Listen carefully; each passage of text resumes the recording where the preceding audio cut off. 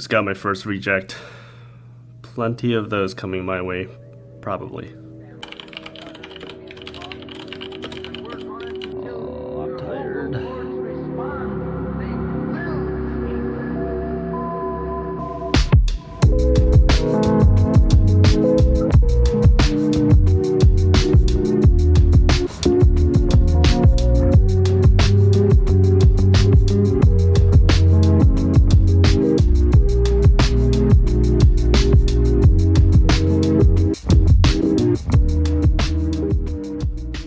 So I'm still seeing job postings, even for places that just had a huge layoff. And this makes me wonder if they are really hiring, or are they just dummy postings so they can get your resume to contact you at a much later date. I'm being contacted by recruiters, but haven't heard back from most of the places I've applied to myself. Alright, let's face it, no one likes having to do them, but most of us have had to deal with it at various points in our lives. I'm talking about job searches. They're huge logistical undertakings that can often feel overwhelming and even demoralizing if you're not organized with how you plan your time. So for us job hunters out there, I'd like to share some strategies that you can use to make your job search more efficient and organized. Number one, and this is an obvious one, but make yourself a LinkedIn if you don't already have one, and if you do, make sure it's up to date. Also, make sure your contact info is easily accessible. I just put my email and a link to my GitHub in that section, so if anyone wanted to go snooping around in my profile and stumbles upon it, it's a way for me to showcase samples of my work, kind of like a portfolio. In my About section, I actually put a Google Drive link to a PDF of my resume, which makes it easier for a recruiter to get a copy at any time. I typically keep my resume down to a single page filled with the most relevant experience I have, and for my LinkedIn experience section, I have it almost exactly mirror my resume. It's basically copy and paste after you create your actual resume. Make sure you put the same bullet points of what you did, since you want the searches to be able to hit those keywords. Next, I have my education section, and under each school I've attended, I've just put a few bullet points of impactful or relevant work that I've done while in school. Lastly, I have a section of licenses and certifications. Hey, if you got them, use them to your advantage. This is where I personally fall short on. I only have like one actual one. It was some AWS course, so I've just put one from Coursera, some Coursera course I've taken on there too. You know, I've also seen some people say online that having too many certs can actually count against you.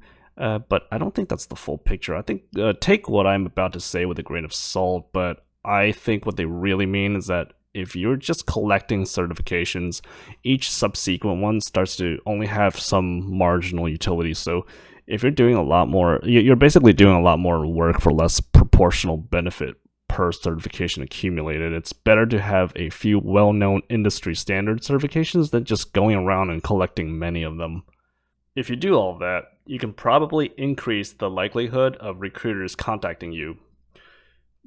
And no, I don't typically engage in any of those fake, cringy, virtue signaling conversations you see all the time on there. And I don't think you need to either. Actually, please don't. So when you're ready to hop on a call with a recruiter, make sure you have some prepared questions ahead of time. Beyond showing your interest for the job, it's finding out if the logistics of the job works for your lifestyle. For example, I recently had to turn down further discussions with a recruiter about a hybrid role because the job location was in a place that I would have had trouble commuting to when I did need to come to the office. So that's something to keep in mind. One of the questions that has become more important to me as I progress in my career is whether the company is a product-based company or a service-based company. I think product-based companies are better poised for growth because there's better scalability in producing a product for potentially many users versus a service-based company where clients are being charged billable hours. Simply put, there's better profit margins with product-based companies. This typically translates into higher salaries and better perks like equity and stock options. Another question that I find really important is whether the company has restrictions against personal trading. They may vary slightly across companies, so you need to clarify this with the recruiter. I'm at the point in my life where I feel like it's become a lot more crucial to consider if that kind of opportunity cost is worth working at a place. I'm not going to tell you what to do here, as everyone's case is different. I just want this to be a reminder that this might be an important question to ask. And lastly, it's important to ask about the culture of the company, and I think this is an obvious one. This is how you can gauge how they treat their people, and it's work-life balance if that's something you value. I think work-life balance is something that I want to prioritize moving forward. Okay, so I'm talking to a lot of recruiters and I need something to keep track of meeting times, so I schedule them on Google Calendar with ample warning time. And there's also no way I can keep track of all these conversations in my mind. That's why I use Microsoft OneNote to take notes during these calls. I also find it helpful to have a job tracking spreadsheet where I can keep track of the name of the job, the company, when I applied, which interview stages I'm going through, etc., and the final result of the interview loop. I also use Blind. It allows you to talk to people who already work at a company to get a general feeling of what it's like to work there, and you can learn about the experience people have had while interviewing for that company. You can also learn about how the company is doing internally, like is it doing well? Is it struggling? Stuff like that. For compensation related questions, right? This is what everyone wants to know. I find it helpful to go to levels.fyi for that. A super useful feature of this site is that it allows you to compare the level at one company versus the compensation at the same level at another. Alright, so that's it. That's what I've been doing to stay organized as I'm searching for a new job. I hope you found what I've said to be somewhat useful or insightful. Maybe you can apply what I'm doing to your own job search. Or maybe nothing I've said is new and you know all of this, and if that's the case, more power to you. Anyways, that brings me up to the sponsor of this video, my very own clothing brand that I've just launched, UITs. While I've been busy prepping for interviews, I've also been busy working on my own line of t-shirts that have a clean minimalist look and an iconic design, not to mention they're pretty comfy too. I worked super hard on this over the past month, starting from not knowing anything about graphic design for clothing all the way to deploying my own brand. So check it out, and if you like it, let me know in the comments. And if you hate it, let me know equally. I put the link to the store in the description, or you can scan this QR code, and it's also in my merch store on my YouTube channel. If you like the designs, get some for yourself and recommend it to your friends. It goes a long way towards supporting this channel. So this last part is like a little glimpse to my life outside of the daily grind of just job hunting and side hustling and whatnot. And it's about the fact that despite living in the New York City area, I have ways to whittle my grocery bill to just about $50 a week. Take a look. If you're wondering how I am able to reduce my grocery expenses down to about $50 a week, give or take, keep watching this video. I want to show you that it is possible to eat well for cheap here in New York City. I'm gonna head on over to Chinatown.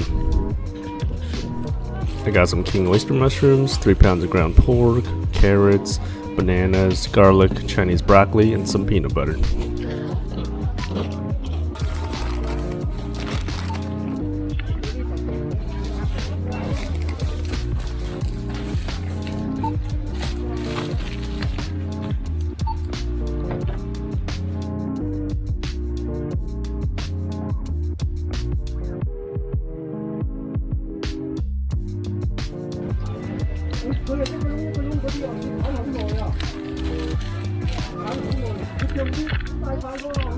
And that was just $20.65.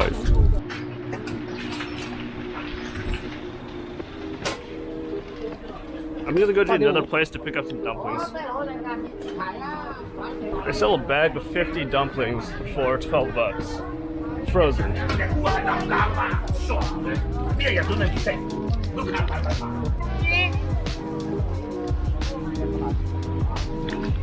for $3. Can't beat that. I think this place used to be Oliva. They're finally closing their doors after what I think is more than 100 years. I think they're setting up a new shop in New Jersey or something.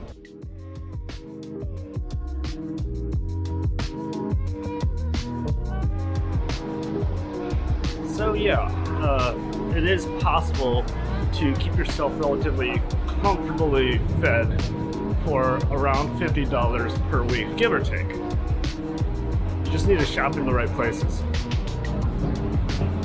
Welcome to New York City. How you doing? Yeah. Have a good one.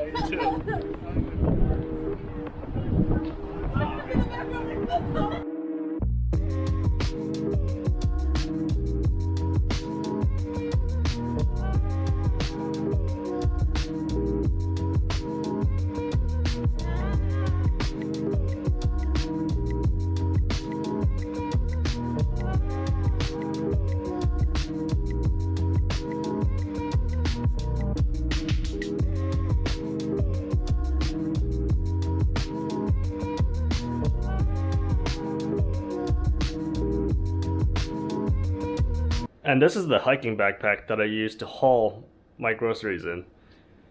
This is super convenient. You can just haul it everywhere. It's got huge straps, so it's comfy. So this is 3.4 pounds of bananas, and this will last me for an entire week if I eat just 1 or 2 a day. This is 3 pounds of ground pork that was only $4.34. Carrots, I think this was less than $2. And these 2 packs of blackberries, both of those total was $3. And some garlic, and that was just a little more than $1. I hope you enjoyed the video, and to my subscribers, I sent out a poll a couple weeks ago to gauge the direction I want to take this channel, and I've seen your votes. If you'd like to see more content like this, let me know in the comments, and don't forget to like and subscribe, and I'll see you in the next one.